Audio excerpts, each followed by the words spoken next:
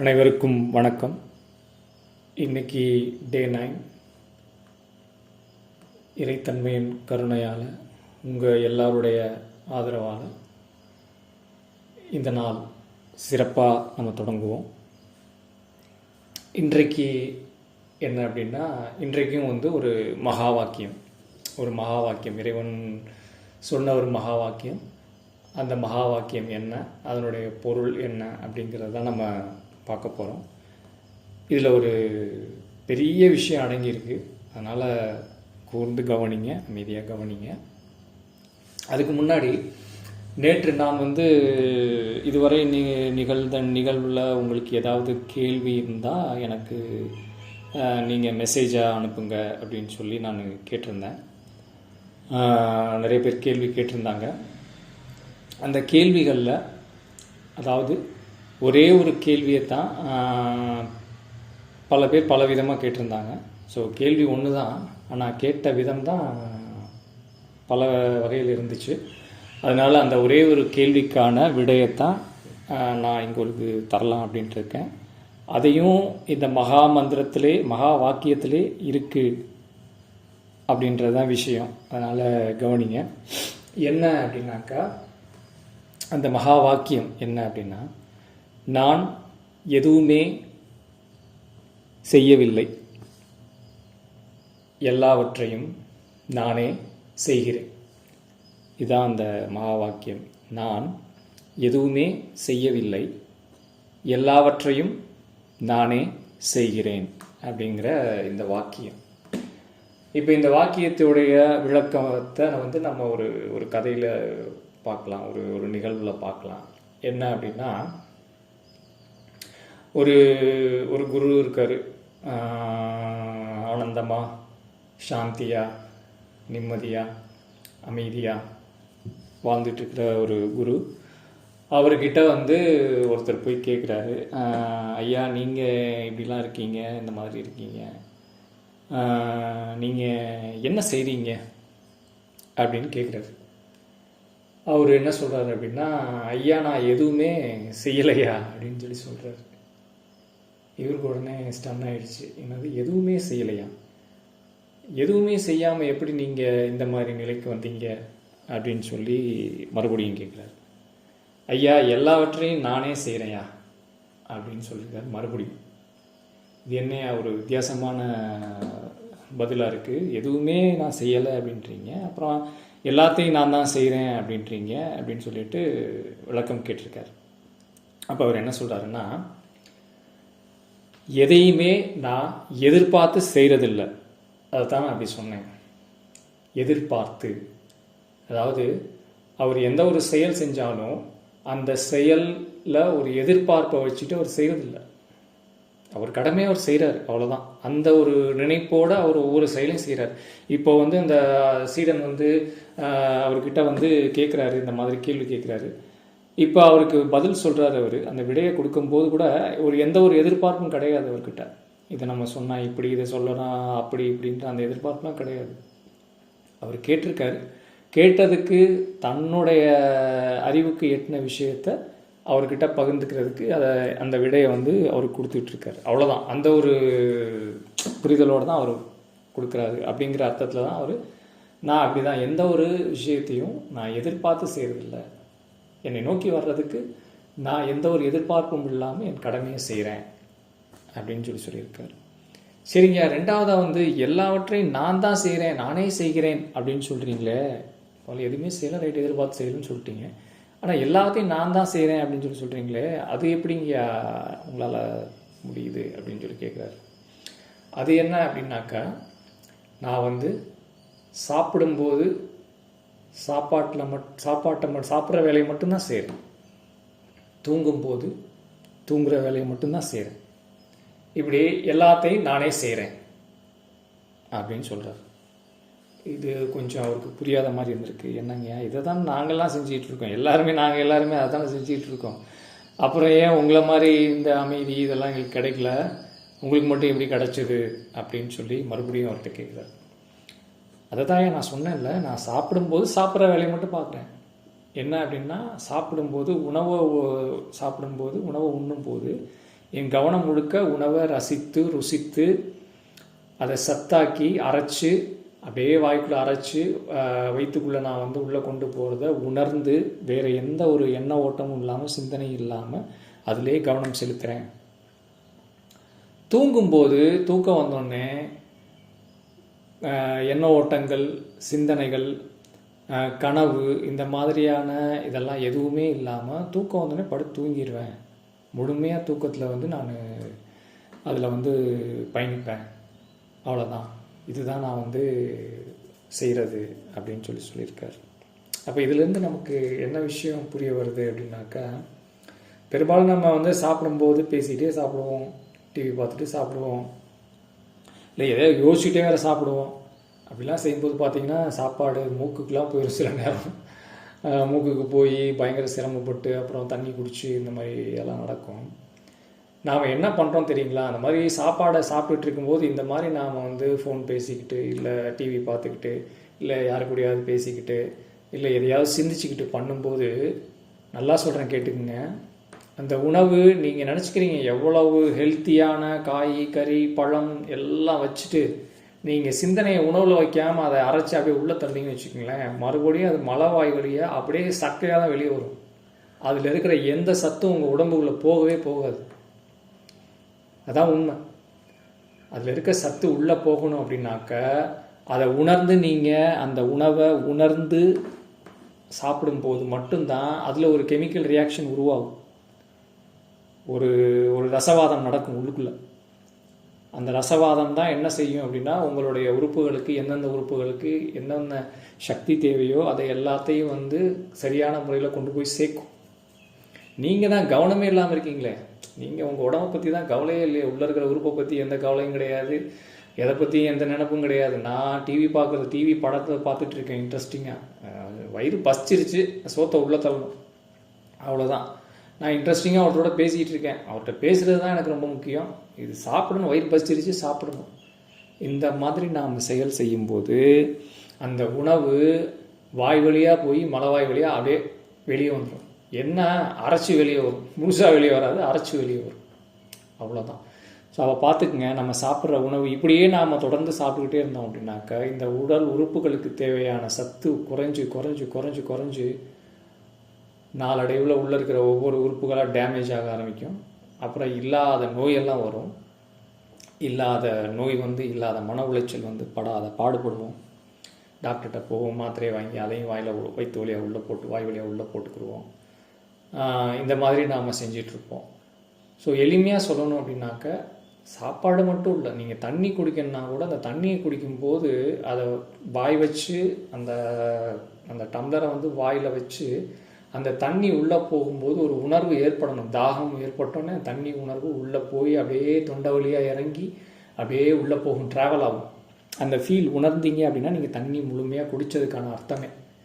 நீங்கள் சிந்திச்சுக்கிட்டே தண்ணியை ஊதுங்க, அதான் புறை ஏறிடுது பார்த்தீங்களா, மூக்குக்கு புறை ஏறிடும், அந்த மாதிரி நிகழ்வு நடக்கும். அப்போ எதையாவது சிந்திச்சுக்கிட்டு நீங்கள் செய்யும் போது அந்த தண்ணி அப்படியே நேராக உள்ளே போய் அப்படியே வந்து சிறுநீராக வெளியே வந்துடும். ஸோ தண்ணிக்கும் சத்து இருக்குது இல்லைங்களா, நம்ம உடம்புக்கு தண்ணியும் தேவை இல்லைங்களா, அந்த தண்ணி கூட என்ன ஆயிரும் அப்படின்னா நேராக உள்ளே போகும், அப்படியே சிறுநீராக மாறும், அப்படியே வெளியே வந்துடும். ஸோ தண்ணியில் இருக்க எந்த சத்து வந்து பிரித்து உங்கள் உடம்புக்கு அந்த சத்து வந்து போகாது. ஸோ இதுதான் உணவு முறை. இது வந்து இதை நான் சொல்லலை, இது வந்து முன்னோர்கள் குருமார்கள் அவங்கெல்லாம் வந்து இதை முழுமையாக அனுபவித்து சாப்பிட்டு அதனால் வந்து வல்லமையாக இருந்ததுனால தான் அதை சொல்லி வராங்க.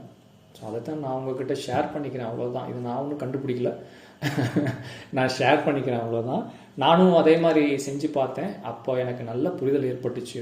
முதல்லலாம் சாப்பிடும்போது ஏனோ தானும் சாப்பிடும்போது விட சாப்பிடும்போது கவனத்தில் அந்த கவனம், காஃபி குடிக்கும்போது காஃபியில் கவனம், தண்ணி குடிக்கும்போது தண்ணியில் கவனம், விருந்துக்கு போனால் விருந்தை சாப்பிடும்போது விருந்தில் கவனம், இப்படி ஒவ்வொரு செயலையும் கவனத்தோடு செய்யும்போது அதனுடைய பலனை வந்து அனுபவிக்க முடிஞ்சிச்சு. மித்தபடி நம்ம கவனிக்காமல் செய்யும்போது என்ன பண்ணாலும் அதனால் நம்ம வந்து பலனை அனுபவிக்க முடியல. ஸோ அதுதான் ரொம்ப முக்கியம். அதனால் வந்து இது உணவு முறைக்கு மட்டும் இல்லை, பொதுவாக எல்லா விஷயத்துக்குமே. இப்போ நான் இந்த நிகழ்வில் நான் பேசிகிட்டு இருக்கிறது கூட நீங்கள் பார்த்துக்கிட்டே சிந்திச்சுக்கிட்டே வேறு எதையோ சிந்தனையில் நீங்கள் வந்து இதை பார்த்தீங்க அப்படின்னா கூட உங்களால் நான் என்ன சொல்ல வரேன்றதை உங்களால் உணரவே முடியாது. ஒரு மணி நேரம் கேட்டிங்கன்னா கூட உங்களுக்கு எதுவுமே உள்ளே போகாது. அப்படியே இந்த காதில் வந்து இந்த காதிலே வெளியே போயிடும். நாளைக்கு காலையில் நீங்களா அவங்க வேலையை பார்த்துட்டு தான் இருப்பீங்க. ஸோ இதுதான் வந்து எதையுமே உணர்றதுக்காக தான் உணர்றதுக்காக தான் இந்த மொத்த உயிர்களும் இங்கே இருக்குது. உணர்வில் தான் இந்த மொத்த உயிர்களும் வாழ்ந்துக்கிட்டு இருக்கு. நம்ம உணர்ச்சிகளால் வாழ்ந்துக்கிட்டு தான் படாத பாடுபட்டுக்கிட்டு இருக்கோம். அது என்ன உணர்வு வேற உணர்ச்சி வேறையா அப்படின்னு ஒரு கேள்வி எழலாம். ஆமாம், உணர்வு அப்படிங்கிறது, பசி அப்படிங்கிறது ஒரு உணர்வு, அன்பு அப்படிங்கிறது ஒரு உணர்வு, கோபம் அப்படிங்கிறது ஒரு உணர்ச்சி, காமம் அப்படிங்கிறது ஒரு உணர்ச்சி. நல்லா புரிஞ்சுக்குங்க.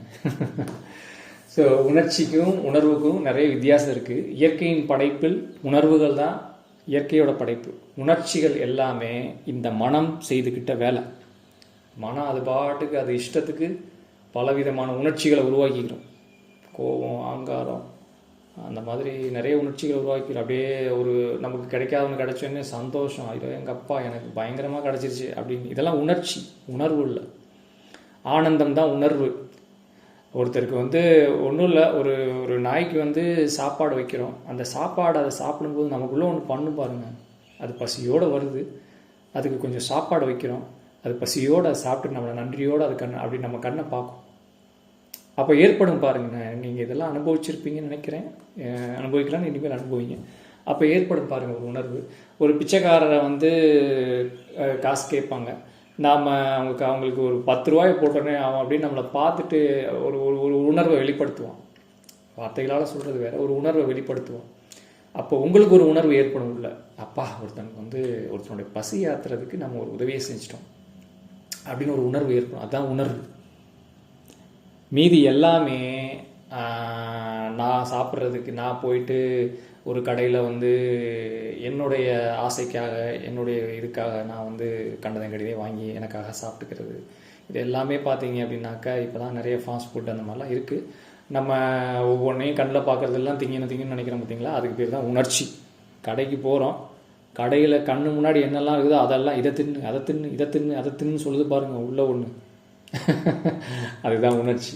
ஸோ அந்த உணர்ச்சிகளை வந்து நாம் கையால் தெரிஞ்சுக்கிட்டோம்னா உணர்வுள்ள வாழலாம். சரி, ரைட். இப்போ அதனால் வந்து இப்போ இதிலேருந்து உங்களுக்கு ஒரு விஷயம் புரிஞ்சிருக்கும். அந்த மகா வாக்கியத்தில் நான் எதுவுமே செய்யவில்லை, எல்லாவற்றையும் நானே செய்கிறேன் அப்படின்றத அந்த அந்த குரு சொன்னதை வச்சு நமக்கு ஒரு புரிதல் ஏற்பட்டிருக்கும். ரைட். நான் இப்போ கேள்விக்கு வரேன். நேற்று அந்த கேள்வி கேட்டாங்க, நான் சொன்னேன் இல்லைங்களா? என்ன கேட்டாங்க அப்படின்னாக்கா, நீங்கள் சொல்கிறதெல்லாம் கரெக்ட் தான், நாங்கள் கேட்டுட்டு வந்தோம், எல்லாம் கரெக்டு தான். இது மாதிரி வந்து தெருவுக்கு தெரு, வீட்டுக்கு வீடு, பல ஊருக்கு ஊர், அதுவும் இந்த டெக்னாலஜி வந்ததுக்கப்புறம் யூடியூப்பை திறந்தால் எங்கே பார்த்தாலும் இதே வேலை தான். இந்த மாதிரி இருக்குது. இதில் நாங்கள் யாரை தான் பார்க்குறது, யார் சொல்கிறது தான் கேட்குறது? நீங்கள் ஒன்று சொல்கிறீங்க, சரி ரைட்டு, இதில் எது உண்மை எது பொய், இந்த மாதிரிலாம் பயங்கர குழப்பமாக இருக்குது. யார் மேலேயும் நம்பிக்கை இல்லை. இதில் எல்லோரும் வந்து அப்படி இப்படின்னு சொல்கிறாங்க. அப்புறம் காசு பணம் இந்த மாதிரி ஒரு இது விஷயம்லாம் நடக்குது அப்படிங்கிற மாதிரி ஒருத்தர் வந்து கேட்டிருந்தாங்க. ஸோ நீங்களும் சொல்கிறீங்க, கேட்க நல்லா தான் இருக்குது. இருந்தாலும் வந்து இதில் எது உண்மை எது நீங்கள் சொல்கிறதெல்லாம் உண்மையா அப்படிங்கிற மாதிரி இது குழப்பமாக இருக்குது. இதெல்லாம் நாம் கற்றுக்கணுமான்ற ஒரு குழப்பம் இருக்குது. அப்புறம் அந்த பாஷையை பேசுகிறாங்க, குருன்றாங்க, சீடன்றாங்க, தீட்சைன்றாங்க, ஆசீர்வாதம்ன்றாங்க, இதெல்லாம் சொல்கிறாங்க. ஆனால் இதெல்லாம் வந்து உணர்ந்தால் தானே அது பலன். அதாவது என்னென்னா, இந்த குரு, சீடன், தீட்சை, ஆசீர்வாதம் இப்படிலாம் வந்து நான் உணர்ந்தால் தானே நான் ரைட்டு, இது சரியாக வரும், இது நமக்கு கரெக்ட் அப்படின்னு நான் இது பண்ண முடியும். நீங்கள் சொல்கிறத வச்சு நான் எப்படி வந்து அதை உணர முடியும், எப்படி நம்ப முடியும் அப்படிங்கிற மாதிரி எளிமையாக ஒரு கேள்வி அவங்க கேட்டிருந்தாங்க. நல்ல கேள்வி, அற்புதமான கேள்வி. ஏன்னா இது வரணும், இந்த கேள்வி வரணும். இந்த கேள்வி வந்தால் தான், இந்த கேள்வி வந்து நாம் உண்மையை தேட ஆரம்பித்தோம் அப்படின்னாக்கா நமக்கு நிறைய போலிகளும் நம்ம முன்னாடி வரும், மாயைகளும் முன்னாடி வரும். ஆனால் அதெல்லாம் அனுபவிச்சு இது மாயை, இது போலி, இது வேஸ்ட்டு அப்படின்ற புரிதல் ஏற்பட்டு நம்ம ஆனால் உண்மையை தேடி நகர்ந்துக்கிட்டே இருப்போம். நம்ம தேடும்போது, உண்மையை தேடும்போது உண்மை நம்ம முன்னாடி வரும், நிச்சயம் வரும். எனக்கு என் குருமார்கள் வழி நடத்தினது, நான் கற்று உணர்ந்தது, அனுபவித்து உணர்ந்தது, இதுதான் அப்படின்னு நானே அனுபவித்து உணர்ந்ததை நான் இப்போ உங்க கூட பகிர்ந்துக்கிறேன். முதல்ல குரு நான் ஏற்கனவே முதல் இதிலே சொல்லியிருப்பேன் குரு அப்படின்னா யாருன்னு. உங்களுக்கு எளிமையாக புரியுறதுக்காக சொல்லியிருப்பேன். ரொம்ப ரொம்ப டீட்டெயில்டாக சொல்லாமல் எளிமையாக புரியுறதுக்காக அழகாக சொல்லியிருப்பேன். நம்மளை வந்து நம்மளுடைய விருப்பம் எதுவோ அந்த விருப்பத்தை வந்து சரியான திசையை நோக்கி நம்மளை பயணிக்க வச்சு அந்த விருப்பத்தின் எல்லை அடைய வைக்கக்கூடிய எல்லாருமே குருமார்கள் தான். காலில் போட்டிருக்க செருப்பு கூட நமக்குள் முள்ளு குத்தாமல் நம்மளை ஒரு இடத்துலேருந்து இன்னொரு இடத்துக்கு போகிறதுக்கு அது ஒரு குருவாக இருக்குது. அதே மாதிரி நம்ம பயன்படுத்துகிற பொருட்கள் எல்லாமே வந்து நம்மளுடைய ஒரு விருப்பத்தை நிறைவேற்றுறதுக்கு நம்மளை வழிநடத்தி நம்மளை கொண்டு போய் சேர்க்குது அப்படின்னு ஒரு எளிமையான விஷயத்தை மட்டும் சொல்லிட்டு விட்டுருப்பேன். இப்போ இந்த கேள்வி வந்ததுனால நான் விளக்கமாக சொல்லிடுறேன். என்ன அப்படின்னா, விளக்கமாக என்ன ரொம்ப எளிமையாக தான் சொல்கிறேன். நான் உங்களுக்கு நான் ஆன்மீக பாஷைக்குள்ளே போகல, எளிமையாக தான் போயிட்டுருக்கேன். அதாவது இப்போ ஒன்றும் இல்லை, நீங்கள் ஒரு ஆற்றை கடக்கணும். ஒரு ஆற்றை கடந்து அந்த பக்கம் உள்ள ஒரு ஊருக்கு போய் ஆகணும் நீங்கள், சரிங்களா? இப்போ அங்கே போனோடனே நீங்கள் எப்படி போவீங்க? அங்கே போவீங்க, ஒரு போட் இருக்கான்னு பார்ப்பீங்க. போட் இருந்தாலும் போட்டை ஓட்ட தெரியணும். ஓட்ட தெரியாது நமக்கு. அந்த போட்டை ஓட்டுறதுக்கு ஒரு ஆள் இருக்கணும். சரி, ரைட். அந்த போட்டை ஓட்டுறவர் சும்மா கூப்பிட்டு போயிடுவார் அவங்களுக்கு. அதை ஒரு வேலையாக செஞ்சிட்ருக்க, ஒரு தொழிலாக செஞ்சிட்ருக்கவர் காசு கேட்பார். ரைட், அவர்கிட்ட காசு கொடுத்தாக்கா நீங்கள் ஆற்றை வந்து கடந்துடுறீங்க. ரைட். ஆனால் இது நிரந்தரம் இல்லை இல்லையா? இந்த ஆற்றை கடந்து நீங்கள் அந்த ஊருக்கு போகிறது அந்த போட்டை ஓட்டுறவர் போட்டோட உதவியோடு தான் நீங்கள் வந்து அந்த ஊருக்கு போக முடியும். ஆனால் இது எப்பயுமே நிரந்தரம் கிடையாது. நீங்களே அந்த போட்டை ஓட்டி அந்த ஊருக்கு போய் சேரணும். அதுதான் வந்து நிரந்தரம். அதுதான் எப்பயுமே நம்ம லைஃப்பில் வந்து நிறைய விஷயங்கள் நமக்கு நிறைய பேர் ஒரு ஒரு ஸ்டேஜில் கைட் பண்ணுவாங்க. நம்ம பிறந்தோம், குழந்தையாக இருந்தோம், அப்பா அம்மா வளர்த்தாங்க, படிக்க வச்சாங்க, படிக்க வைக்கிறதுக்கு ஆசிரியர்கள் வழி நடத்துகிறாங்க. அதுக்கப்புறம் வந்து கல்லூரிகளுக்கு போகிறோம், கல்லூரிகளில் பேராசிரியர்கள் வழி நடத்துகிறாங்க. அப்புறம் நம்ம வேலைக்கு போகிறோம், வேலைக்கு போகும்போது நம்மளுடைய மூத்தவர்கள் அங்கே ஏற்கனவே வேலை செஞ்சவங்க இவங்களுடைய வழிநடத்தல்கள் அந்த வேலையை கற்றுக்குறோம், அந்த வேலையில் சிறப்பாக செய்ய ஆரம்பிக்கிறோம். அதுக்கப்புறம் வந்து நம்ம ஒரு திருமணம், குடும்ப வாழ்க்கை அப்படின்னும்போது ஒரு கட்டம் வரைக்கும், அதுக்கப்புறம் ஒரு கட்டம் வரைக்கும் அவங்களுடைய அந்த இதில் இருப்போம். அப்புறம் முழுமையாக அந்த குடும்பத்தை நம்ம வழிநடத்துகிற மாதிரியான ஒரு சூழலுக்கு தள்ளப்படுவோம். அங்கே தான் ஆரம்பிக்கும். அது வரைக்கும் நீங்கள் எதையோ டிபெண்ட் பண்ணி மேலே வந்துடுவீங்க. ஆனால் நீங்கள் தான் உங்கள் குடும்பத்தை வழி நடத்தணும் அப்படிங்கிற ஒரு ஸ்டேஜில் வந்து நிற்போம் பாருங்கள். அப்போ தான் புரியும், வாழ்க்கையே புரியும். நல்லது கெட்டது, காசு பணம், குடும்பம், சண்டை சச்சரவு, இன்பம் துன்பம், இதெல்லாம் உள்ள நிகழும் பாருங்கள். ஆனால் இது எல்லாத்தையும் நீங்கள் மட்டும்தான் அந்த இடத்துல வழி நடத்தணும், நீங்கள் மட்டும்தான் அதை சரி பண்ணணுன்ற வரும்போது அப்போ ஒரு மாதிரி ஆயிடுவீங்க. ஏன்னா இது வரைக்கும் நீங்கள் எல்லாத்தையும் இன்னொருத்தர் உங்களை கைட் பண்ணியே கொண்டு வந்துடுவாங்க. அப்போ அந்த இடத்துல நிறைய நாம் வந்து திருமணத்துக்கு அப்புறம் வந்து நிறைய பேர் இப்போ உள்ள சூழல்கள் பார்த்தீங்க அப்படின்னா, திருமணத்துக்கு அப்புறம் அந்த கணவன் மனைவி வந்து அந்த அந்த பக்குவம், அந்த அனுபவம் இதெல்லாம் இல்லாததுனால வந்து ஒரு பெரிய ட்ராஜடியாக போயிட்டுருக்கு. ரொம்ப சிரமப்படுறாங்க. அதாவது என்னென்னா, ஒருத்தர் புரிஞ்சுக்கிறதுக்கு.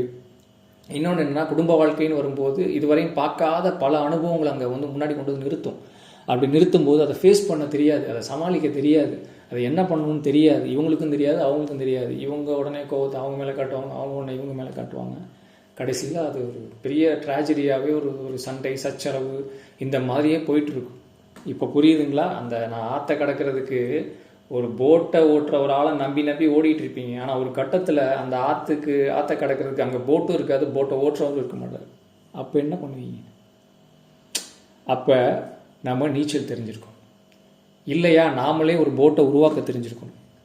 போட்டை உருவாக்குறது மட்டும் இல்லாமல் அந்த போட்டை வந்து அந்த ஆற்றுல ஓடுற தண்ணியில் ஓட்டி நம்ம அக்கறைக்கு போகிறதுக்கு அதுக்கான விஷயத்தை தெரிஞ்சு வச்சுருக்கணும். பார்த்தீங்களா? இதுதான் நிரந்தரம். இந்த இடத்துக்கு நம்ம வந்தே ஆகும். நம்ம எல்லாருமே வருவோம். ஆனால் ஒரு சிலர் சூழ்நிலையை பொறுத்து, ஒருத்தர் சின்ன வயசுலேயே பார்த்தீங்கன்னா குடும்பத்தை தாங்கிட்டு இருப்பாங்க. சின்ன வயசுலேருந்தே, படிக்கிற வயசுலேருந்தே அந்த குடும்பத்தவே கட்டி காக்கிற இதெல்லாம் வல்லமையெல்லாம் வரும். அது இறைவனுடைய கருணை, இறைவனுடைய அருள். அந்த வயசுலேயே அவங்களுக்கு அந்த அனுபவத்தெல்லாம் கொடுத்து அவங்களை ஒரு மெச்சூரிட்டியாக கொண்டு வந்துருவாங்க. ஆனால் பெரும்பாலும் இப்போ உள்ள நம்ம குழந்தைங்கள்லாம் பார்த்தீங்க அப்படின்னாக்கா, நம்ம ரொம்ப செல்லமாக வளர்க்குறோம் இல்லைங்களா? நம்ம ரொம்ப வந்து நம்ம குழந்தை, அதனால் வந்து நம்ம அதுக்கு நினச்சதெல்லாம் வாங்கி கொடுத்துருவோம், நினச்சதெல்லாம் செய்வோம்.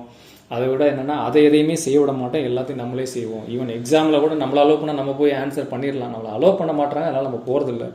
அந்த மாதிரி இருக்குது. ஸோ இப்படி தான் நம்ம வந்து நம்ம குழந்தைகளை வளர்த்து வர்றோம். அது கடைசியில் பார்த்தீங்கன்னா அந்த திருமணம் முடிச்சோடனே அங்கே ஸ்டார்ட் ஆகிடும் பஞ்சாயத்து. அது வரைக்கும் வந்து அனுபவமே இல்லாமல் அது கையை பிடிச்சி அதை எதையுமே அனுபவிக்க விட்டு அனுபவத்தை உணர வைக்காமல் நீங்கள் அப்படியே தட்டி தூக்கிட்டு வந்திருப்பீங்க. இப்போ குடும்பம்னு வரும்போது தனியாக போராடணும். அங்கேயும் அப்பா இல்லையே, அம்மா வரமாட்டாரா, அம்மா வந்து சமைச்சு போட மாட்டாங்களா, அப்பா வந்து கூட இருந்து ஹெல்ப் பண்ண மாட்டாரான்னு அந்த குழந்தை ஏங்கி தவிக்கும். தனக்காக வந்து எதையும் செஞ்சுக்க தெரியாது.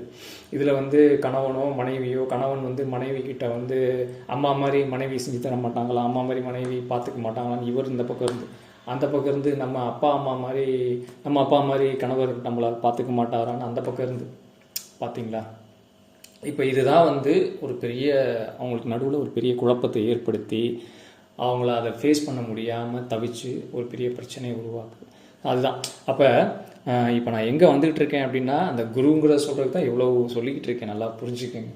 அதாவது ஒரு குரு என்பவர் யார் அப்படின்னா, உங்களுக்கு அந்த ஆற்றை கடக்கிறதுக்கு நீச்சலை கற்றுக் கொடுத்து நீங்களே அந்த ஆற்றை கடந்து ஊரை சென்று அடைகிறதுக்கு ஆன அத்தனை பயிற்சிகளையும் வல்லமைகளையும் உங்களுக்கு தரக்கூடியவர் தான் குரு. அதை விட்டுட்டு அவருடைய வசதிக்காக, தன்னுடைய சுயநலத்துக்காக உங்களை வந்து பயன்படுத்திக்கிட்டு, உங்களை தன்னுடைய அடிமையாக வச்சுக்கிட்டு, தான் நினச்சதெல்லாம் சாதிக்கிறதுக்காக உங்களை கூடவே வச்சுட்டு, நீங்கள் ஆற்றை கடந்து ஊர் போய் சேர வேலையே செய்ய விடாமல், இல்லைன்னா உனக்கு இது தெரியாதுன்னு சொல்லி அவரே என்ன பண்ணுவார், போட்டில் உட்கார வச்சு நான் கூப்பிட்டு போகிறேன்னு அப்போதைக்கு கூப்பிட்டு போய் விட்டுருவார். அடுத்து மறுபடியும் நீங்கள் கடக்கும்போது என்ன பண்ணுவீங்க, மறுபடியும் அந்த குருக்கிட்ட போய் நிற்பீங்க. ஐயா நான் ஆற்றை கடக்கணும், வாங்க ஹெல்ப் பண்ணுங்க. அப்பையும் என்ன பண்ணுவார், ரைட்டு வா நான் அவனை காப்பாற்றி விடுறேன் அப்படின்னு சொல்லி அவர் சொல்லுவார். அதுக்கு நீங்கள் ஏதாவது வந்து அவருக்கு பதிலுக்கு சன்மானம், அதுக்கு வந்து இல்லை அவருக்கு ரொம்ப நீங்கள் வந்து இதோடு இருக்கணும் அப்படிங்கிற மாதிரி ஒரு இதில் இருப்பீங்க, ஒரு கட்டத்தில் இருப்பீங்க. அது கிடையவே கிடையாது. அது குருவுக்கு அழகே கிடையாது. அப்படிப்பட்டவங்க வந்து அது குருன்ற வார்த்தைக்கே, குருன்ற அந்த தன்மைக்கே அவங்க வந்து பொருத்தமான ஆட்கள் கிடையாது. அதுதான் அந்த குரு அப்படிங்கிறது என்ன அப்படின்னா, உங்களுடைய இந்த வாழ்க்கையில் நீங்கள் எதனால் இந்த இடத்துல இருக்கீங்க, எதனால் இவ்வளோ துன்பங்கள் பட்டுக்கிட்டு இருக்கீங்க, எதனால் இவ்வளோ சிரமங்கள் பட்டுக்கிட்டு இருக்கீங்க, இதுக்கெல்லாம் என்ன காரணம் அப்படிங்கிறத உங்களை முழுக்க வந்து அப்படியே ஸ்கேன் பண்ணி புரிஞ்சுக்கிட்டு, உங்களுக்கு எந்த வல்லமையெல்லாம் கொடுத்தா நீங்களே ஒரு போட்டை தயார் பண்ணி நீங்களே அந்த ஆற்றுல போட்டை இது பண்ணி அடுத்த கரைக்கு போய் சேருவீங்களோ, அந்த வல்லமையை உங்களுக்கு கற்றுக் கொடுத்த அடுத்த நிமிஷம் கிளம்பிடுவார். இன்னொரு யாராவது தெரியாதவங்க, யாருக்கு போட் ஓட்ட தெரியலையோ, வா வா வா நீ வா அப்படின்ட்டு நீ கிளம்பு ஓடுன்றுவார். அவர் கூடவே வச்சுக்க மாட்டார். நீங்கள் போட் ஓட்ட கற்றுக்கிட்டீங்க, போட் செய்ய கற்றுக்கிட்டீங்க அப்படின்னா உங்களை பக்கத்துலேயே விட மாட்டார், ஓடி போயிருன்றுவார். அதுக்கப்புறம் குருவேனா என் வேலை முடிஞ்சது, நீ கிளம்பி ஓடி போயிரு அப்படின்ட்டுவார். ஸோ இந்த ஒரு தன்மை நீங்கள் மனிதராக பார்க்காதீங்க. இப்படி ஒரு தன்மை யாருக்கிட்ட இருக்கோ அந்த மாதிரி இருக்கிறதுக்கு பேர் தான் குருவின் தன்மை. ஸோ அந்த மாதிரி யார் உங்களை வந்து கைட் பண்ணுறாங்களோ, பெரும்பாலும் நம்ம அவங்கள தான் எதிரியாக பார்ப்போம், அவங்கள தான் நம்ம விரும்புறதில்ல. கரெக்ட் தானே? நம்ம வந்து குருக்கிட்ட போகணும், ஐயா எனக்கு வந்து நம்ம ஒரு 100 ரூபாயோ 50 ரூபாயோ கொடுப்போம், இல்லை 500 வசதிக்கு ஏற்ற மாதிரி 500 1000 ரூபாய் கொடுப்போம். ஐயா எனக்கு ஒரு போட் கொடுங்க, எனக்கு ஒரு போட் ஓட்டுற ஆள் கொடுங்க, அவ்வளோதான். அந்த காசு கொடுத்தோன்னே போட்டு கொடுங்க, போட்டை ஓட்டுற ஆளை கொடுங்க. ரைட்டு, நான் போய் அங்கே போய் இறங்கிட்டேன், என் வேலை முடிஞ்சு. இது வந்து அந்த ஆற்றை கடக்கிற வேலையை கூட வந்து இது எளிமையாக நீங்கள் செஞ்சுட்டு போயிடலாம். ஏன்னா நீங்கள் உழைக்கிறீங்க, சம்பாதிக்கிறீங்க, காசு கையில் இருக்கும், அதெல்லாம் ஓகே தான். ஆனால் இந்த பிறவி கடலை கடக்கிறதுக்கு அந்த மாதிரி ஆட்களை தேடிக்கிட்டே இருக்கிற வரையும் நீங்கள் பிறவி கடலை நீந்தி கடந்து அந்த பக்கம் ஊருக்கு போய் சேரவே முடியாது. சுற்றிக்கிட்டே இருப்பீங்க, பிறவி எடுத்து யாரையாவது போட்டு தரமாட்டாங்களா, யாராவது நம்மளை கூப்பிட்டு போக மாட்டாங்களான்ற இப்படியே நீங்கள் இந்த கடலில் தத்தளிச்சுட்டு அந்த ஆற்றை கடக்கிறதுக்கு தத்தளிச்சுட்டே கிடப்பீங்க. அதுதான் அது ஒரு நிரந்தரத்துக்கு வரவே வராது. ஸோ அந்த மாதிரி உங்களை வந்து கடக்க வைக்கிற ஒருத்தர் தான் வந்து குரு. நீங்கள் யார், உங்களுக்கு எது சரி, எது நீங்கள் உங்களுடைய வாழ்க்கையில் வந்து எதையெல்லாம் கடந்திருக்கீங்க அப்படிங்கிறத உங்களுக்கு புரிய வச்சு, உங்களவே எல்லாத்தையும் செய்ய வச்சு, உங்களை கற்றுக்க வச்சு, உங்களை வந்து கரை சேர்ப்பவர் தான் குரு. அப்படி நீங்கள் யாரை வந்து உணர ஆரம்பிக்கிறீங்களோ அவரை நம்பி நீங்கள் முழுமையாக வந்து கண்டிப்பாக லைஃப்பில் பயணிக்கலாம். அது வந்து குருவாக உங்கள் வீட்டில் அப்பாவாகவே இருக்கலாம், குருவாக அம்மாவாகவே இருக்கலாம், குருவாக ஒரு நல்ல நண்பனாக கூட இருக்கலாம். குருன்னா உடனே நான் ஏற்கனவே சொன்னேன், தாடி வச்சு காவி கட்டி நெத்தியில் பட்டை கழுத்தில் கொட்டை, இது இந்த மாதிரி ஒரு கற்பனையில் நம்ம வந்து நினச்சிக்கிறோம். அதெல்லாம் கிடையாது. அந்த தன்மை உங்களை கரையேற்றுறதுக்காக அவங்க முழு முயற்சி எடுத்து உங்களை வந்து பயிற்சி கொடுத்து உங்களை கொண்டு போய் சேர்ப்பாங்க. அந்த தன்மை யாருக்கிட்ட வேணாலும் இருக்கும், எந்த ரூபத்தில் வேணாலும் இருக்கும். அப்படி யார் வழி நடத்துகிறாங்களோ அவங்கள பிடிச்சிக்குங்க. அதுதான் குருவை பிடிச்சிக்கிறதுன்றது. அப்படி பிடிச்சிக்குங்க. ஸோ அதுதான் குரு அப்படிங்கிறது. அடுத்து சரி, நமக்கு குரு கிடைக்கணும்னா நம்ம முதல்ல சீடனாக இருக்கணும் இல்லைங்களா? அது ரொம்ப முக்கியம். கரெக்டானே? நமக்கு ஒரு குரு வேணும், நம்ம வழி நடத்துறதுக்கு ஒரு ஆள் வேணும். அதை விட என்னென்னா அவர் சொல்கிறத நம்ம கேட்கணும் இல்லைங்களா? கேட்டால் தானே அவர் சரியான விஷயங்களை பயிற்சி கொடுத்து உங்களை அதில் அந்தந்த விஷயங்களை எப்படி புரிய வச்சு உங்களை நகர்த்தி அந்த இடத்துக்கு கொண்டு போக முடியும். நம்ம அவர் இந்த பக்கம் சொல்லிட்டு நான் இந்த பக்கம் செய்கிறத செஞ்சுக்கிட்டு இருப்பேன் அப்படின்னா நீங்கள் சீடனே கிடையாது, ஒரு சிஷ்யனே கிடையாது. சிஷ்யன்றது ஒரு தன்மை, அதையும் ஒரு உருவமாக பார்த்துறாங்க. அது ஒரு தன்மை. உங்ககிட்ட எப்போ குருவே நான் இந்த மாதிரி இந்த ஆற்றை கடக்கணும், எனக்கு எதுவுமே தெரியல, எனக்கு எப்படியாவது அந்த வல்லமையை உருவாக்கி நீச்சல் அடிச்சோ இல்லை போட்டை உருவாக்கியோ நான் இந்த ஆற்றை இந்த பிறவி கடலை கடக்கிறதுக்கு நீங்கள் தான் எனக்கு குரு, உங்கள் காலில் நான் சரணடைஞ்சிடுறேன், என்னை வழி நடத்தி என்னை ஊர் போய் சேர்த்துருங்க அப்படின்னு சொல்லி சரணடைஞ்சிடும். அந்த நிமிடத்திலிருந்து அவங்க உங்கள் பாடத்தை தூக்குவாங்க. அவங்க என்ன சொல்கிறாங்களோ அதை அப்படியே நீங்கள் கேட்டு பயணிக்கும் போது ஒரு கட்டத்துக்கு அப்புறம் நீங்கள் கற்றுக்கிற வரைக்கும் நீங்கள் கற்றுக்கிட்டீங்களா அப்படிங்கிறத அவங்க முழுக்க உங்களை பரிசோதிச்சுக்கிட்டே இருப்பாங்க. எப்போ நீங்கள் கற்றுக்கிட்டீங்க, நீங்கள் உங்களால் சுயமாக அந்த ஆற்றை கடந்துட முடியும் அப்படிங்கிறது அந்த தன்மையை அவங்க உணர்றாங்களோ அந்த நிமிஷம் தான் அவங்களுக்கு தீட்சைன்னு ஒன்று கொடுப்பாங்க. ஆமாம், இது தீட்சைன்னா ரொம்ப பேர் நம்ம என்ன நினச்சிட்டு இருக்கோம் அப்படின்னா, யாரோ ஒருத்தர் சாமியார் மடத்தில் உட்காந்துருக்காரு, போன உடனே அவர்கிட்ட 2 நாள் உட்காந்தோம், பின்னாடியே உட்காந்தோம், அவர் சொல்கிறதெல்லாம் கேட்டோம் அப்படின்னோடனே அவர் கை தூக்கி தலையில் வச்சு அப்படி இது பண்ணுறாரு அப்படின்னோடனே ஆஹா நான் குருகிட்ட போனேன், ஒரு வாரம் பாடம் படிச்சிட்டேன், குரு எனக்கு தீட்சை கொடுத்துட்டாரு அப்படின்னு கூட நம்ம சில பேர் அறியாமையில் சொல்லிகிட்டு இருப்போம். அது உண்மை கிடையாது. குரு அவருடைய பயிற்சி சக்ஸஸ்ஃபுல்லாக உங்ககிட்ட அந்த பயிற்சியுடைய தன்மை உங்களுக்கு வந்துருச்சு அப்படின்னோடனே அப்போ தான் அவர் ஒரு தீட்சை கொடுப்பார். ரைட், நீ தயாராகிட்ட தம்பி, இனி நீ உன் வாழ்வில் உன் பிறவி கடலை தாராளமாக கடந்து போகலான்னு சொல்லி ஒரு தீட்சை கொடுப்பார் பாருங்க. அந்த ஒரு செயல், அதுக்கு பேர் தான் தீட்சை. அந்த பயிற்சியில் ஃபார் எக்ஸாம்பிள் நான் என்ன சொல்ல வரேன் அப்படின்னா, நமக்கு எக்ஸாமில் நம்மளை டீச்சர்ஸ் எல்லாம் பாடம் நடத்துகிறாங்க, படிக்கிறோம். ஸோ நம்ம தகுதியானவனா தானே ஒரு வகுப்புலேருந்து இன்னொரு வகுப்பில் தூக்கி போடுறாங்க. இந்த வகுப்பில் இவ்வளோ மார்க் இவ்வளோ இது எடுத்தோடனே ரைட், இவன் இந்த அடுத்த வகுப்பு போகிறதுக்கு இவனுக்கு தகுதி ஆகிட்டான் அடிச்சு அடுத்த வகுப்பு தூக்கி போடுறாங்க. அந்த வகுப்பில் ஆசிரியர்கள் நம்மளுக்கு நிறைய பாடங்கள் நடத்துகிறாங்க, எல்லாம் நம்ம கேட்குறோம், பரீட்சையெல்லாம் எழுதுகிறோம், மார்க்லாம் வாங்குகிறோம், அதெல்லாம் நடக்குது.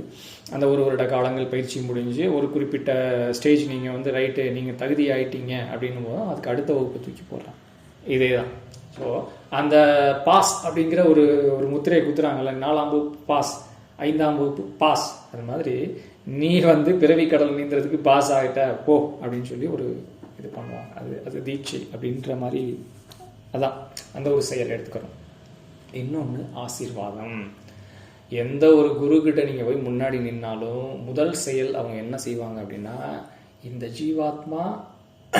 ஜீவாத்மா தான் வந்த வேலையை திறம்பட செய்து இறைவன் அருளால் இறை கருணையால் அது சென்றடைய வேண்டிய இடத்துக்கு சென்றடையட்டும் அப்படின்னு சொல்லி எல்லாரையுமே ஆசீர்வதிப்பான். அதுக்கு பேர் தான் ஆசீர்வாதம்.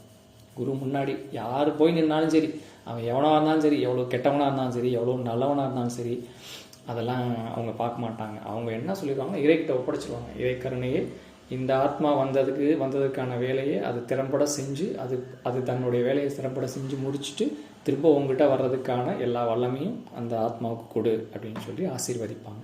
அந்த ஆசீர்வாதம் நம்ம வாங்கும்போது ஒருவேளை அது வரைக்கும் கூட நம்ம ஒன்றுமே தெரியாமல் இருந்தால் கூட அந்த ஆசீர்வாதம்ன்ற அந்த செயல் என்ன பண்ணால் நமக்குள்ள ஒரு மாற்றத்தை உருவாக்கும், ஒரு புரிதலை உருவாக்கும், ஒரு சடனாக ஒரு ஏதோ ஒன்று நமக்குள்ள ஒரு உணர்தலை ஏற்படுத்தும். ஸோ இதுதான் இப்போ உங்களுக்கு நல்லா புரிஞ்சிருக்கும், யார் குரு, யார் சீடன், எது தீட்சை, எது ஆசீர்வாதம் அப்படிங்கிறத நான் எளிமையாக தான் சொல்லியிருக்கேன். அதாவது என்னென்னா நடைமுறை பாஷையில் நான் சொல்லியிருக்கேன். இதுவே வேதாந்த பாஷையில் இல்லை சித்தர்கள் பாஷையில் இல்லை அப்படின்னா ஆசிரம பாஷையில் அந்த மாதிரிலாம் அது வேறு மாதிரி இருக்கும். நான் அப்படி சொன்னால் உங்களுக்கு அது ரொம்ப குழப்பமாயிடும், குழப்பிக்கிடுவீங்க. அப்படிங்கிறதுனால நடைமுறையில் எப்படி அதை புரிஞ்சுக்கிறணும் அப்படிங்கிறத நடைமுறை பாஷையில் நான் சொல்லியிருக்கேன். ஸோ அதுதான் விஷயம். ஸோ இன்றைய வகுப்பில் இப்படி ஒரு முக்கியமான விஷயத்தை நீங்கள் தெரிஞ்சுக்கிட்டீங்க. அதுவும் என்னென்னா, இந்த மகா வாக்கியம் ரொம்ப முக்கியம். இறைவன் சொன்ன மகா வாக்கியம், அதனுடைய பொருள் எனக்கு தெரிஞ்ச அளவுக்கு நான் உங்கள் கூட வந்து நான் உணர்ந்ததை உங்கள் கூட வந்து எனக்கு தெரிஞ்ச மொழியில், எனக்கு தெரிஞ்ச பாஷையில் நான் உங்கள் கூட இங்கே பகிர்ந்திருக்கேன். நான் உங்களுக்கு புரியும் நம்புகிறேன். கண்டிப்பாக இது வந்து உங்களுக்கு புரியும் அப்படிங்கிறது நம்புகிறேன். புரியலைனாலும் நம்ம அடுத்தடுத்து நிகழ்வுகளெல்லாம் இன்னும் நிறைய புரிதல்கள் ஏற்படுத்தும். அதை விட முக்கியம், நான் நேற்று சொன்னது தான், எந்த ஒரு அறிவும் செயலாகும் போது மட்டும்தான் பலனளிக்கும். நல்லா புரிஞ்சுக்கோங்க. அந்த சாப்பிட்ற விஷயத்த மறந்துடாதீங்க. தண்ணி குடிக்கிற விஷயம், காஃபி குடிக்கிற விஷயம், தூங்குகிற விஷயம், இதையெல்லாம் வந்து அப்படியே அனுபவித்து அதை அப்படியே செயலாகும் போது நீங்கள் உடனே நினச்சக்கூடாது, என்ன நான் எதையுமே யோசிக்காமல் சாப்பிட்டு எதையுமே யோசிக்காமல் தூங்கி அடுத்த நாள் எனக்கு பொழப்பு காலையில் 1008 வேலை இருக்குது, 1008 டென்ஷன் இருக்குது, நாளைக்கு டியூ கட்டணும், நாளைக்கு வீட்டு வாடகை கொடுக்கணும், நாளைக்கு காய்கறி வாங்கணும், நாளைக்கு ஆஃபீஸில் போய் என்னோடய மேனேஜர்கிட்ட ஒரு பிரச்சனை இருக்குது, இதையெல்லாம் நான் யோசிக்காமல் அப்படியே நான் சாப்பிட்டு அப்படியே நான் தூங்கி, கண்டிப்பாக இந்த கேள்வி வரும். ஆனால் இதை ஒரு தடவை செஞ்சு பாருங்கள். நான் சொல்கிறேன்ல, இதை ஒரு தடவை இப்படி நீங்கள் செஞ்சு பாருங்கள். அடுத்த நாள் உங்கள் மேனேஜரை நீங்கள் எப்படி ஃபேஸ் பண்ணுறீங்க, உங்களுடைய காலையில் வந்து நீங்கள் எதிர்கொள்கிற பிரச்சனைகளை எப்படி ஃபேஸ் பண்ணுறீங்க, நீங்களே உணர்வீங்க. முதல் நாள் நீங்கள் நிம்மதியாக தூங்குனீங்கன்னா அடுத்த நாள் காலைல 6 மணிக்கு டான்னு எந்திரிச்சிடுவீங்க. எந்திரிச்சு சுறுசுறுப்பாக எந்திரிச்சிடுவீங்க. எந்திரிச்சு அடுத்தடுத்த வேலைகளை சிறப்பாக செய்வீங்க. கரெக்டானே? அந்த தூக்கம், அமைதியான தூக்கம் நைட்டு வந்து கிடச்சிருச்சு அப்படின்னா அடுத்த நாள் வந்து உடம்பு ரெடியாகிடும் சக்தியோடு. நீங்கள் சாப்பிட்ற சாப்பாட்டை விட அந்த உடலுக்கு கொடுக்க வேண்டிய ஓய்வை சரியாக கொடுத்துடணும். அது மாதிரி உணவை வந்து இந்த மாதிரி நீங்கள் சாப்பிடும்போது நீங்கள் சாப்பிட்ற எல்லாமே சத்தாக மாறிக்கிட்டே இருக்கும். உள்ள சத்தாக மாறும்போது உங்களுக்குள்ள ஒரு பலம் கிடைக்கும். இப்போ உடல் பலம், மனபலம், இப்படி ரெண்டுமே கிடைக்கும் போது அடுத்த நாள் வரக்கூடிய ஊரே எதிர்த்து வந்தாலும் அழகாக அப்படி நின்று அதை எப்படி சமாளிக்கலாம்னு யோசித்து அதை சரியாக பயன்படுத்தி அந்த இடத்த சமாளித்து கடந்து திரும்ப வீட்டுக்கு வந்துடுவீங்க. இப்போ புரியுதுங்களா? நம்ம முதல் நாள் உட்காந்து இதவே யோசிச்சுக்கிட்டு இந்த மாதிரி அடுத்த நிகழ்வு, அடுத்து நடக்க போகிறது, அடுத்த நாள், அடுத்த வாரம், அடுத்த மாதம், அடுத்த வருஷம்னு சொல்லி உட்காந்து நாம் செய்ய வேண்டிய வேலையெல்லாம் கவனிக்காமல் செஞ்சு ஒரு கட்டத்துக்கு அப்புறம் மொத்தமாக டேமேஜ் ஆகி எந்த வேலையும் செய்ய முடியாமல், எந்த வேலையும் சிறப்பாக செய்ய முடியாமல், அதனால் பல பிரச்சனைகளை நாம் எதிர்கொண்டு ரொம்ப சிக்கலில் மாட்டிக்கிறோம். சரிதானே? அதனால் செயலாக்குங்க. இப்போ ஒரு விஷயம் சொல்லியிருக்கேன், தண்ணி வந்து இப்படி குடிங்கன்னு நான் சொன்னேன், ட்ரை பண்ணுங்கள். இப்படி சாப்பிடுங்கன்னு சொன்னேன், ட்ரை பண்ணுங்கள். இப்படி தூங்க ட்ரை பண்ணுங்கன்னு சொன்னேன், ட்ரை பண்ணுங்கள். அவ்வளோதான். ட்ரை பண்ணிவிட்டு ஒரு 2 நாள் இந்த மாதிரி செஞ்சு பாருங்கள். செய்யும்போது உங்களுக்குள்ள நீங்களே உணர்வீங்க, சாப்பாடு இத்தனை நாளாக ருசியாகவே இருந்திருக்காது. நான் சொல்கிற மாதிரி நீங்கள் நினச்சி சாப்பிட்டு பாருங்கள். சாப்பிடும்போது டிவி போடுறது, இந்த காதில் மாட்டிக்கிட்டு எதையாவது பண்ணிகிட்டு இருக்கிறது, இல்லை யாரோட பேசிட்டு இதெல்லாம் விட்டுட்டு நல்லா சாப்பாடை தட்டு வந்தோடனே அப்படியே சாப்பாடை முதல்ல பாருங்கள், கண்ணால் பாருங்கள். ஆஹா சோறு, ஆஹா குழம்பு, ஆஹா அப்பளம், ஆஹா காய், இப்படி பாருங்கள். பார்த்துட்டு கண்ணில் பார்த்துட்டு ரைட்டு இப்போ சாப்பிட்லாம் அப்படின்னு சொல்லிட்டு, ஈவன் சாப்பிட்றதுக்கு முன்னாடி ஒரு விஷயம்லாம் பண்ணலாம். ஒரு அற்புதமான விஷயம்லாம் இருக்குது, நான் பகிர்ந்துக்கிறேன், நீங்கள் ட்ரை பண்ணி பாருங்கள். ஈவன் சாப்பிடும்போது வந்து நான் யூஸ்வலாக வந்து சாப்பிடும்போது என்ன பண்ணுவேன் அப்படின்னா, சாமி கும்பிட்டுட்டு சாப்பிடுவேன். அதில் என்ன சாமி கும்பிடுவேன்னா, இதே தான், குரு பிரம்மா, குரு விஷ்ணு, குருதேவ மகேஸ்வரா. அது என்ன அர்த்தமாக நான் நினச்சி சாப்பிடுவேன் அப்படின்னாக்கா, அத்தனையும் படைக்கும் பிரம்மா உனக்கு நன்றி. படைப்பு தொழில் இங்கே உள்ள எல்லாத்தையும், அண்ட பேரண்டங்கள், இந்த பூமி, அத்தனை கோள்கள் எல்லாத்தையுமே ஒருத்தன் படைச்சிருக்கான் இல்லையா?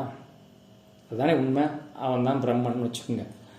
அது மாதிரி இந்த சோத்தை படைச்சதும் அவன் தான். இதுக்குள்ளே இருக்கிற அரிசி, இதுக்குள்ளே இருக்கிற காய், இதுக்குள்ளே இருக்கிற பருப்பு, இதுக்குள்ளே இருக்கிற மிளகாப்பொடியிலேருந்து எண்ணெயிலேருந்து அத்தனையும் இதெல்லாம் வானத்திலேருந்து டபார்னு வந்து கொட்டலை.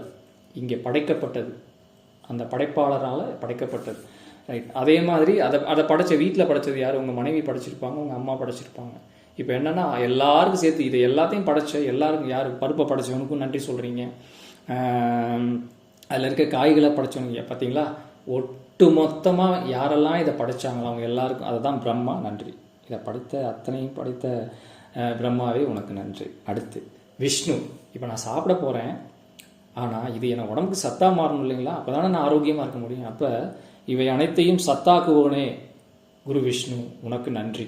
ஆமாம், நம்ம சாப்பிடும்போது இதை பூரா வந்து இறைவன் சத்தாக்குறதுனால தான் நாம் வந்து சாப்பிட்டுட்டு தெம்பாக நடந்துக்கிட்டு இருக்கோம். சத்தா மாறினாலும் தெம்பாக நடக்க முடியும். அது சக்கையாக இருந்துச்சுன்னா ஒரு வாரத்தில் படுத்துருவோம். ஸோ அதுதான். அப்போ இந்த வேலையை யார் செஞ்சிட்டு இருக்கா அப்படின்னா விஷ்ணு அப்படிங்கிற ஒரு தன்மை, அந்த தன்மையை செஞ்சிட்டு இருக்கனால தான் நம்ம சாப்பிட்டு ஆரோக்கியமாக இருக்கும். அப்போ குரு விஷ்ணு உனக்கு நன்றி, உன் அருளால் இந்த உணவு வந்து சத்தா மாறட்டும். அடுத்து மகேஸ்வரா, குருதேவோ மகேஸ்வரா. அதாவது என்ன அப்படின்னா, இதை சாப்பிட்றவனே நீதான்யா. மொத்த படைப்பையும் அழிக்கிறவனே அவன் தான். அழிக்கிறதுனா உடனே கொல்றதுன்னு நீங்கள் நினச்சிக்கிறாதீங்க, அதான் விஷயம். இப்போது படைக்கிறதெல்லாம் அப்படியே இருந்துட்டா இங்கே பத்துமா இடம், இந்த பூமியில் முதல்ல பத்துமா? இது வளர்ந்த மரம் வளர்ந்த மனுஷன் எல்லாம் அப்படியே இருந்துட்டோன்னு வச்சுக்கோங்க, எப்படி வாழ முடியும் எல்லாரும்? ஸோ இதை அழிக்கிறதுக்கு ஒரு ஆள் வேணும் இல்லைங்களா? அதை தான், அதை அழிக்கிறதுனா கொல்றது இல்லை, அதை வந்து அந்தந்த பீரியடில் அந்தந்த இதில் வந்து எப்படி சொல்கிறது, டிஸ்போஸ் பண்ணுறது அந்த மாதிரி. அப்போ ஈஸ்வரா, இப்படி எல்லாத்தையும் படைச்சதை பூரா நீ தான் தின்னுட்டு இருக்க உட்காந்து, உன்னால தான் திங்க முடியுது. இல்லைன்னா சாப்பிடணுன்ற அந்த ஆற்றல் இல்லைன்னா எப்படி சாப்பிட முடியும்? அதுதான். அப்போ அவர்கிட்ட வந்து ஈஸ்வரா சாப்பிட்றதே நீ தான் ஐயா, உனக்கு நன்றி அப்படிங்கிறத இதை நீங்கள் வந்து அப்படியே ஒப்பிச்சுட்டுலாம் செய்ய வேணாம். மனசுக்குள்ளே ஒரு நிமிஷம் கூட எடுக்காது. இது என்ன நீங்கள் மனசுக்குள்ளே நினைக்கிறதுக்கு இப்படி ஒரு நிமிஷம் அப்படி கண்ணை மூடி அப்படி நினச்சிட்டு அப்படியே சோத்தையும் குழம்பையும் குழப்பி அப்படியே வாயில் வச்சு அப்படியே ஒவ்வொரு கவலத்தையும் அப்படியே ரசித்து பல்லில் அரைச்சி நாக்கில் ருசித்து அப்படியே ஒவ்வொரு டேஸ்ட்டையும் அப்படியே உள்ளத்தள்ளி அப்படியே சாப்பிட்டு முடிச்சுட்டு தண்ணி குடிக்கும்போது ஒரு உணர்வு ஏற்படும் பாருங்கள். இதெல்லாம் உங்களுக்கு தெரியும், தெரியாமலாம் இல்லை. நான் ஒன்றுமோ நீங்களாம் வேற்றுக்கிரகவாசி மாதிரி நான் மட்டும்தான் இந்த பூமியில் இருக்க மாதிரி நினச்சிக்கிறாதீங்க. நானும் உங்களில் ஒருத்தன் தான், ஒரு சாமானியன், ஒரு சராசரி, அவ்வளோதான். இதை வந்து நான் உணர்ந்துட்டேன். நீங்கள் உணர முடியாத ஒரு நெருக்கடியில் இருக்கலாம், சூழ்நிலைகளால் சந்தர்ப்பங்களால் இருக்கலாம். ஆனால் அதை நான் தெரிஞ்சுக்கிட்டேன், நீங்களும் தெரிஞ்சுக்கிட்டு அனுபவிங்க, அவ்வளோதான் இங்கே விஷயம், வேறு ஒன்றுமே கிடையாது. ஆனால் நீங்கள் வேறு மாதிரி எதுவும் எடுத்துக்காதீங்க. இது மாதிரி நீங்கள் ட்ரை பண்ணும்போது இந்த உணர்தல் வந்து அப்போ அடுத்த நாள் உங்களுடைய அடுத்த நாள் என்ன, அடுத்த நிமிஷம் உங்கள் செயல் வந்து செம்ம சிறப்பாக இருக்கும், அவ்வளோ சிறப்பாக இருக்கும். அப்போ நீங்கள் எதிர்பாராத வெற்றியெல்லாம் பார்ப்பீங்க, எதிர்பாராத சக்ஸஸ்ஃபுல்லான ஒவ்வொன்றும் உங்களுடைய செயல் சிறப்பாக இருக்கும்போது நீங்கள் எதை செஞ்சீங்களோ அதில் வந்து உச்சத்தை பார்ப்பீங்க, எது செஞ்சாலும் அதில் வந்து பெஸ்ட்டை பார்ப்பீங்க. அந்த மாதிரி ஒரு இது நடக்கும். இதை அனுபவிச்சா மட்டும்தான் உணர முடியும். நல்லா புரிஞ்சுக்குங்க. நான் சொல்கிறதெல்லாம் நல்லா அப்படியே கேட்குறதுக்கு அருமையாக இருக்குது. நான் என்ன பண்ணுறது, எனக்கு டிவியில் சாயங்காலம் ஆனால் அந்த சீரியலை பார்த்துட்டு சாப்பிட்டா தான் எனக்கு சாப்பாடே உள்ளிறங்கும். இப்படிலாம் நம்ம 99 பேர் இப்போ அப்படி ஆகிட்டோம். டிவியில் சாப்பாடு, டிவியில் இந்த நாடகம் ஓடிட்டு இருந்து பார்த்துக்கிட்டே சாப்பிட்டா தான் எனக்கு சாப்பாடு உள்ளே போகும். காஃபி குடிக்கும்போது பேசிக்கிட்டே நான் காஃபி குடிக்கணும், தண்ணி குடிக்கும்போது அந்த இதுதான். ஈவன் டாய்லெட் இதெல்லாம் விஷயங்க, தப்பாக நினச்சிக்காதீங்க. நீங்கள் பாத்ரூம் போகும்போது கூட உங்கள் கவனம் முழுக்க வந்து நம்ம டாய்லெட் போகிறோங்கிற அந்த உணர்வோடு பண்ணும்போது முழுமையாக நம்ம வயிற்றில் இருக்க அந்த கழிவு அது வெளியேறிடும். அதுதான் நம்ம பாத்ரூமில் இப்போ உட்காந்துருக்கோம், பாத்ரூமில் உட்காந்து நம்ம கழிவை வெளியேற்றுறோன்ற அந்த உணர்வோடு நம்ம அதை செய்யும்போது அந்த கழிவு வெளியேறிடும். நம்ம பாத்ரூமில் உட்காந்து அங்கேயும் நம்ம சிந்திச்சிட்டு இருப்போம். ஆஃபீஸ் போனோடனே மேனேஜர் திட்டுவான், வீட்டில் மனைவி ஏதோ சொல்லியிருப்பாங்க, அப்பா அம்மா ஏதோ சொல்லியிருப்பாங்க, இல்லையா ரஜினி படம், கமல் படம், இளையராஜா பாடல், இதுதானே நிகழும், கரெக்ட் தானே? அப்போ இப்படி உட்காந்துருப்போம். அப்போ அந்த நிகழ்வு நடக்கிறதையே நீங்கள் உணர மாட்டீங்க. நீங்கள் பாட்டு உட்காந்துருப்பீங்க, அப்படி பார்ப்பீங்க, ரைட்டு பாத்ரூம் போயாச்சுன்னு நீங்கள் முடிச்சுட்டு வெளியே வந்துடுவீங்க. ஸோ இது மாதிரி ஒவ்வொரு செயலும் வந்து உணர்ந்து செய்யும்போது அதனுடைய முழுமையான பலனை நீங்கள் அனுபவிக்க முடியும். ஸோ அந்த மகா வாக்கியத்தை வச்சு, அந்த கேள்வியை வச்சு இன்னைக்கு எனக்கு தெரிஞ்ச அந்த நான் உணர்ந்த அந்த அனுபவத்தை உங்கள் கூட பகிர்ந்திருக்கேன். அதனால் வந்து இதையெல்லாம் நீங்கள் செயலாக்கி பயன்படுத்திட்டு எப்படி இருக்குன்னு பார்த்துக்குங்க. நீங்களே ஒரு குட்டு போட்டுக்குங்க, அவ்வளோதான். இதை வந்து நாளைக்கு நீங்கள் செய்கிறீங்களா, உங்களை வாட்ச் பண்ணுறதுக்கு யாருமே கிடையாதுங்க, உங்களை நீங்கள் தாங்க வாட்ச் பண்ணிக்கணும். இந்த உலகத்தில் வந்து உங்களை கவனித்து உங்களை வந்து இதாக்குறதுக்கு யாருக்குமே அக்கறையும் கிடையாது, யாருக்கும் அந்த வேலையே கிடையாது. நல்லா புரிஞ்சுக்குங்க. எல்லாமே வந்து ஏதோ ஒரு தயவு, எனக்கு உங்கள்கிட்ட ஒரு தயவு வேணுமா, உங்களை கவனிக்கிற மாதிரி நான் வேணால் என்ன சொல்கிறது நடிச்சிக்கிட்டு இருக்கலாம், அவ்வளோதான். இதுதான் நிதர்சனம், இதுதான் சத்தியம். நான் சொல்கிறது தப்பாக நினச்சிக்கிறாதீங்க. உங்களை நீங்கள் தான் பார்த்துக்கணும், அவ்வளோதான். உங்களை நீங்கள் எப்பயுமே நீங்கள் உங்களை பார்த்துக்கிட்டீங்க அப்படின்னா அந்த அந்த உடம்பு நீங்கள் பார்த்துக்கிறீங்க பார்த்தீங்களா, அந்த உடம்பும் உசுரும் அது உங்களை சூப்பராக பார்த்துக்கணும். இந்த உடம்பும் அதுக்குள்ளே இருக்கிற அந்த உயிர் ஆத்மா உங்களை அவ்வளோ அருமையாக பார்த்துக்கணும். இவ்வளோதான் விஷயம். இதை புரிஞ்சுக்கிட்டு இதை செயலாக வடிவமாக மாற்றுறதுக்கு ஒரே நாளைக்கே உடனே ட்ரை பண்ணி நான் அப்படி இப்படின்றாதீங்க. கொஞ்சம் கொஞ்சமாக ஒவ்வொரு விஷயமா இதை நீங்கள் வந்து ட்ரை பண்ணி வாங்க. ஒரே நாளில் யாரும் கோடி சொல்ல முடியாது. ஒரே நாளில் சூப்பர் ஸ்டாருன்றது சரித்திரமே கிடையாது. அது அது நமக்கே தெரிஞ்சது தான். அப்படி ஒன்று ஆகவே முடியாது. அது நடக்காது. கொஞ்சம் கொஞ்சமாக ஒரு முயற்சி தான் வந்து ஒரு கட்டத்தில் நம்மளை சூப்பர் ஸ்டாராவோ இல்லை ஒரு விஞ்ஞானியாவோ ஒரு ஞானியாவோ இல்லை ஒரு பெரிய அறிவாளியாவோ இல்லை ஒரு மேதையாவோ ஆக்கும். அது உங்களுக்கு தெரியாதில்லை. நீங்கள் எவ்வளோ படித்து வந்திருப்பீங்க. அதெல்லாம் சின்ன வயசுலேருந்து நம்ம படிச்சிருப்போம். எல்லாமே படிச்சிருப்போம். எல்லாமே தெரியும். நமக்கு தெரியாது எதுவுமே கிடையாது. ஆனால் என்ன அப்படின்னா அதை எதுவுமே பயன்படுத்த மாட்டோம், எதையுமே யூஸ் பண்ண மாட்டோம். நம்மளா வந்து கண்ணில் பார்க்குற சில விஷயங்களை அந்த கண்ணில் பார்க்குறது இந்த மனம் செய்கிற தாறுமாறான அந்த பைத்தியக்காரத்தனமான விஷயங்களை பூரா பிடிச்சிக்கிட்டு அதை பூரா செஞ்சுட்டு அதுக்கு அடிமையாக அது பின்னாடியே ஓடி எப்போ வந்து படாத பாடுபட்டு இது ஏன் நடக்குதுன்னு நமக்குள்ளே கேள்வி கேட்குறோமோ அப்போ தான் நம்ம திரும்புவோம் இந்த பக்கம். அது வரையும் திரும்ப மாட்டோம், நம்ம பாட்டுக்கு ஓடுவோம். அவுத்து விட்ட காலம் மாதிரி அந்த மனம் உங்களில் தப்பாக நினச்சிடாதீங்க. உங்களை சொல்ல வரல, ஆத்மா. நீங்கள் ஆத்மா. ஆனால் இந்த ஆத்மாவை அறியாத அந்த மனம்தான் உங்களுக்குள்ளேயும் எனக்குள்ளேயும் இல்லாத வேலை செஞ்சுக்கிட்டு இருக்கு. இப்போ அதை கண்டுபிடிச்சிடுறோம். அதுக்கு ஒரு ஒரு ஒரு மூக்கணாங்கயிறை போடுறோம். பிடிச்சி எனக்கு வேணும்னா எனக்கு ஆண்டிப்பட்டிக்கு போகணும், இல்லை தேனிக்கு போகணும், இல்லை மதுரைக்கு போகணும், இல்லை சென்னைக்கு போகணும்னு நான் முடிவு பண்ணுவேன். நான் தான் முடிவு பண்ணுவேன், நீ முடிவு பண்ணக்கூடாது. அப்படின்னு அதை மூக்கணாங்கயிறை போட்டு அப்படியே நாம் போகணும்னு நினைக்கிற எல்லைக்கு அதை அப்படியே தட்டிட்டு அது மேலே ஏறி உட்காந்து அப்படியே ட்ராவல் பண்ணிட்டு போயிட்டு இருந்தோம் அப்படின்னா எவ்வளோ ஜாலியாக இருக்கும் பார்த்துங்க. அவ்வளோதான். அதை நோக்கி தான் நம்ம போயிட்டுருக்கோம். ரைட். இன்றைக்கி நாள் ரொம்ப சிறப்பாக முடிஞ்சுது. இன்றைய நாளில் இந்த மகா வாக்கியத்தை வச்சு அந்த கேள்வியை வச்சு ஒரு விஷயத்தை வந்து ஒரு உண்மையை ஒரு சத்தியத்தை இறைவனுடைய கருணையால் இறைவனுடைய பேராற்றலால் அவன் தயவால் அடியேன்னு உங்கள் கூட வந்து நான் பகிர்ந்திருக்கேன். இதை வந்து நீங்கள் கேட்டுட்டு பயன்படுத்திக்கிங்க. நாளைக்கு டே 10 வெற்றிகரமாக டே 10ல் நாளைய விஷயத்தை நம்ம பார்ப்போம். நன்றி.